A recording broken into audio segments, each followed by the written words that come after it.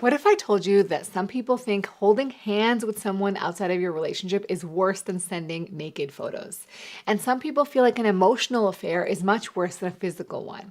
And these gray areas can make or break your relationship, especially if there's infidelity. I'm Dr. Rina Malik, urologist and pelvic surgeon, and today we're talking about sexual, emotional, and physical behaviors to look at which ones people actually consider cheating. Well, why does this even matter? Well, we often assume that everyone has the same definition of cheating. And it seems preposterous to us when our partners or friends do actions that we consider as cheating, but they actually don't think is a big deal. Ultimately, these differences in perception of what is cheating can destroy relationships when partners have very different boundaries that they've never talked about. And mostly everyone agrees that obviously sexual intercourse with someone else is cheating. But there's far less agreement on more ambiguous behaviors like holding hands, sharing secrets, or going to dinner alone with someone of the opposite sex. Now, these gray areas are where most relationship conflicts actually happen. And as someone who works primarily with a lot of men, I can imagine how this could lead to a lot of conflicts if you don't talk about this with your partner. But before I explain the science, since you're already here investing time in learning about improving your relationships, why not grab my free guide that covers the top 10 things that actually enhance pleasure, backed by science, at www.rinamalikmd.com/morepleasure. Back to the science. So to figure out what people generally think of cheating as, a team of researchers from the University of Michigan and a bunch of other institutions studied this exact question. They surveyed 456 college students, about 67% were women, and on average they were 19 years old.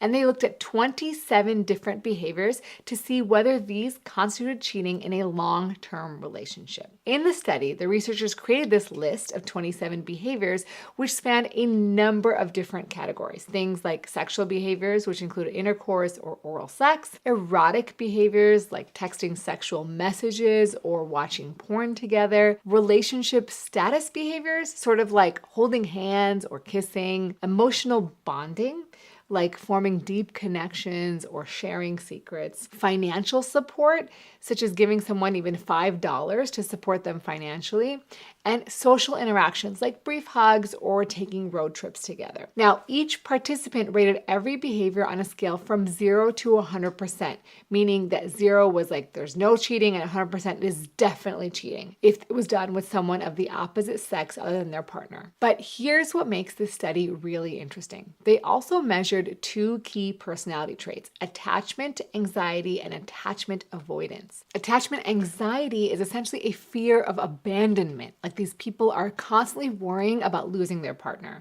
Whereas attachment avoidance is sort of the opposite. These people tend to keep a real emotional distance and avoid intimacy. And I talked all about these sort of attachment styles with Jessica Baum on the podcast very recently, and it was so fascinating to see how these actually play out in relationships. So if you want to learn more about these attachment styles, check out that podcast with Jessica Baum. So in this study, the researchers looked at validated psychological scales to identify and measure the presence of these traits. And then they tried to analyze basically how gender and attachment style influenced how they perceived these behaviors as cheating. So in terms of the results, some of these are really going to surprise you because they definitely surprised me. First, the obvious stuff that everyone mostly agrees on. Sexual behaviors like intercourse, oral sex, showering together, these were rated as cheating by 96 to 98% of participants. But here's where it gets interesting. Erotic behaviors that don't necessarily involve direct physical contact, like texting sexual messages or emailing naked photos, were still highly rated as cheating, but not ubiquitous. It was about 75 to 88%. Now, the next thing I'm going to tell you actually contradicted what researchers thought they would find. Women actually rated sexual and erotic behaviors as more indicative of cheating than men did, not less. And this goes against the thought that women only care about emotional affairs and traditional evolutionary psychology, which predicts that men would be more sensitive to sexual infidelity. Now, women also gave significantly higher cheating ratings to 10 different behaviors, and that included texting erotic messages, emailing naked pictures, watching pornographic movies together, holding hands, forming deep emotional bonds, which I think most people think that this is what women care about. And the only behavior that men rated higher was giving someone $5. Yeah, you heard that right. Men were more likely than women to see giving someone $5 as cheating. Now, this was obviously a minor financial support item, but it's still really interesting. And the psychology gets even more interesting when you look at attachment styles. People who had higher attachment anxiety, those who were afraid of abandonment, rated 18 out of 27 behaviors more indicative